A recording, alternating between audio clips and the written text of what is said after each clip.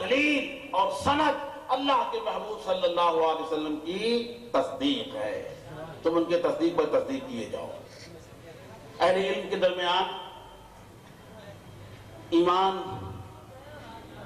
ایمان جملہ ایمانیات میں ایمان دو طرح کا ہے. خوب پڑھ کر سمجھ کر تحقیق کر کر ایمان لانا، اور کسی سے سن کر ایمان لانا. بعض لوگوں کا اصرار ہے کہ ایمان اس وقت کامل ہوگا جب ایمان بالتحقیق ہو. اللہ شاہد ہے کہ اگر یہی معیار ہو جائے تو پھر ایمان کامل والے لوگ خال خال ہی ملیں گے، خال خال ہی ملیں گے. ہزاروں لاکھوں میں نہیں، کروڑوں میں کوئی ایک آدھ نکلے گا، چند نکلیں گے. یہ تو احسان ہے اہل علم کا کہ جنہوں نے ایمان بالتقلید کو بھی ایمان کا درجہ دیا ہے. اس لیے کہ تقلیداً مومنین کی تعداد بے بہا ہے، بے بہا ہے. کم از کم سمجھ لیں کہ 95% کے لگ بھگ، اس سے بھی کہیں زیادہ جو اہل ایمان ہیں وہ مقلد ہیں، ان کا ایمان تقلیدی ہے. اور چند فیصد 4-5% لوگ ایسے ہوں گے کہ جن کا ایمان تحقیقی ہے. ظاہر ہے کہ جن کا ایمان تحقیقی ہے وہی مقتدا ہے، وہی پیشوا ہے، وہی اس لائق ہیں کہ ان کی اتباع کی جائے، ان کی پیروی کی جائے. رسول اللہ صلی اللہ علیہ وسلم کے قدموں کے صدقے قرآن و حدیث کی معرفت انہیں کو ملی ہے. ہمارے مخدوم بھی ان میں انتہائی ممتاز شخصیت کے عالم تھے. سبحان اللہ. ان سے سن کر ایمان لائے. مطلب مقلدین کی تعداد بہت زیادہ ہے، ایمان بالتقلید کے حاملین کی تعداد بہت زیادہ ہے، جب ایمان بالتحقیق کے حاملین کی تعداد بہت مختصر سی ہے. قرآن کے آپ دیکھیے کہ حضرت مخدوم سمنانی فرماتے ہیں کہ تمہیں توحید ایمانی نصیب ہوئی ہے تو رسول اللہ صلی اللہ علیہ وسلم کے ذریعے سے ہوئی ہے، ان کی خبر سے ہوئی ہے، ان کے بتانے سے ہوئی ہے.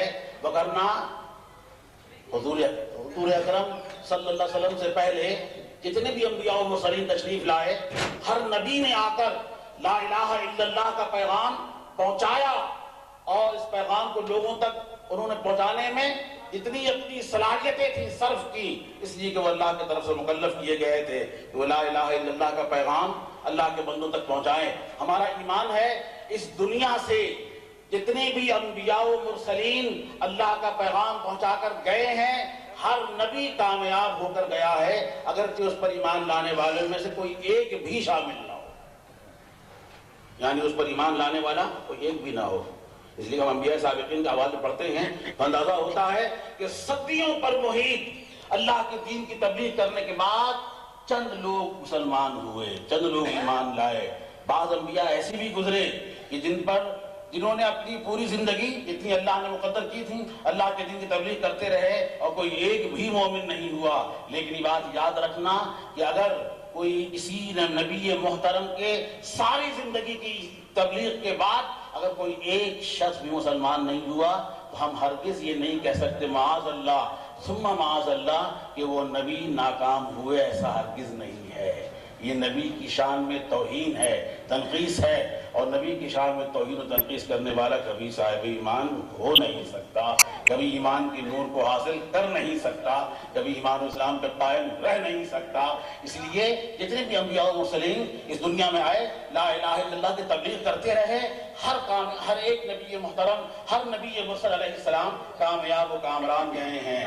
یہ تو صحرا اللہ تبارک و تعالیٰ نے اپنے محبوب کے سر باندھا تھا کہ سابقہ انبیاء کے مقابلے میں اقل قلیل مدت ہے.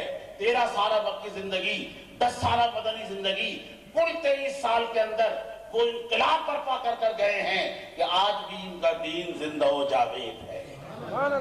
آج بھی اسلام زندہ و جاوید ہے. اور حضور اکرم صلی اللہ علیہ وسلم جب پردہ فرما رہے تھے اس وقت تک اسلام جزیرہ نما عرب سے نکل کر کہاں تک پہنچ چکا تھا. عرض کرنے کا مدعا اور مقصد یہ ہے کہ لا الہ الا اللہ کی تبلیغ ہوتی رہی، اس کے باوجود مشرکین پیدا ہوتے رہے.